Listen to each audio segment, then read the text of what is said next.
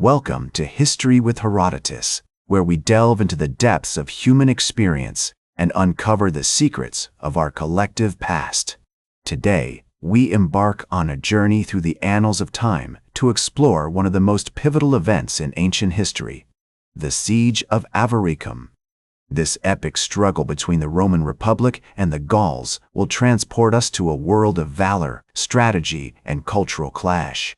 In the spring of 52 BCE, the Roman proconsul Gaius Julius Caesar found himself at the helm of a campaign to subjugate the rebellious tribes of Gaul. The region, known for its fierce warriors and rich resources, had been a thorn in the side of Rome's expanding empire. As we set out to understand the events leading up to the siege of Avaricum, let us first immerse ourselves in the world of ancient Gaul. The land was divided among various tribes, each with their own distinct culture and traditions.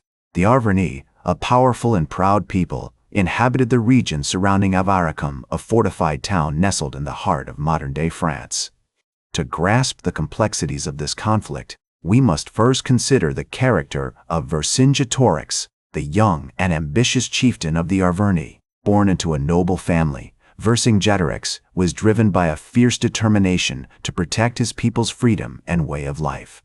His name, which translates to Great King or Leader of Warriors, would become synonymous with Gallic resistance against Roman rule.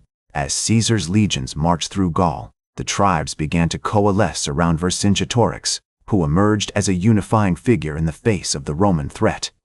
The Arverni chieftain implemented a scorched earth policy, destroying crops and supplies that might aid the enemy, while also mobilizing his warriors for a grand resistance. Avaricum, with its strategic location and impressive fortifications, was chosen as the focal point of this effort.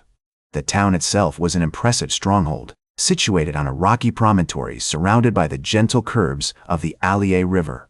The Gauls had reinforced the natural defenses with earthen walls and wooden palisades, creating a formidable barrier against potential invaders.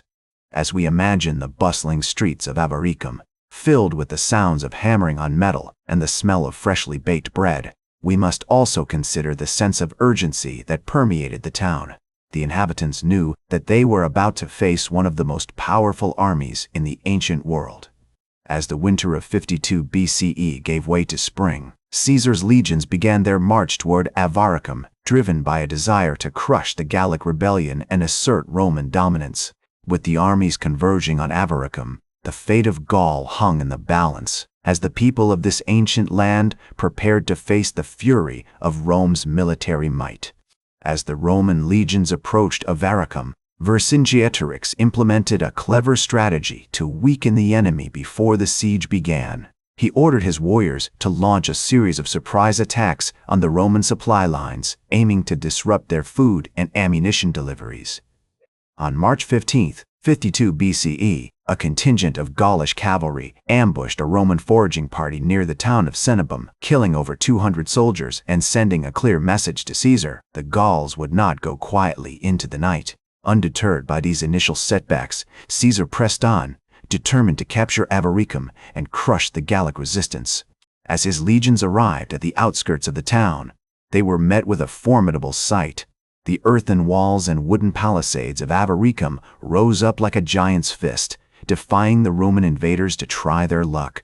The Gauls had also taken the precaution of destroying all the surrounding crops and supplies, leaving the Romans to face the harsh reality of a prolonged siege. Caesar, ever the cunning strategist, decided to begin the siege by attempting to breach the western wall of Avaricum, which he believed was the weakest point in the town's defenses. His engineers constructed a massive siege tower, which was then rolled up to the wall under a hail of Gaulish arrows and slingstones. The Roman soldiers, protected by a canopy of shields, began to undermine the wall, using pickaxes and shovels to dig away at its foundations. As the days passed, the Romans made slow but steady progress, their siege engines pounding away at the walls of Avaricum like a relentless drumbeat.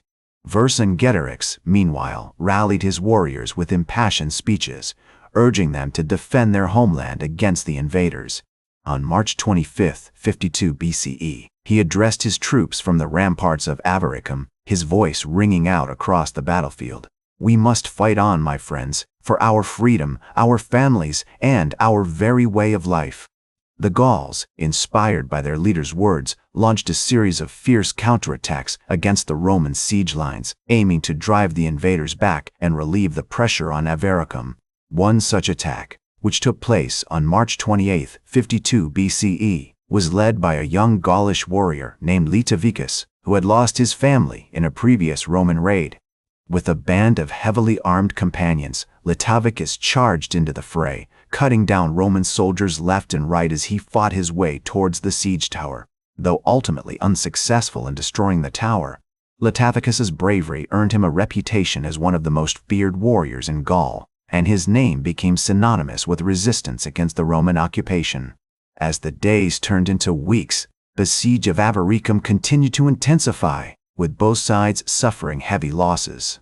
Despite their valiant efforts, the Gauls were slowly but surely being worn down by the relentless Roman onslaught. On April 2, 52 BCE, a fierce storm swept through the region, bringing with it strong winds and heavy rainfall.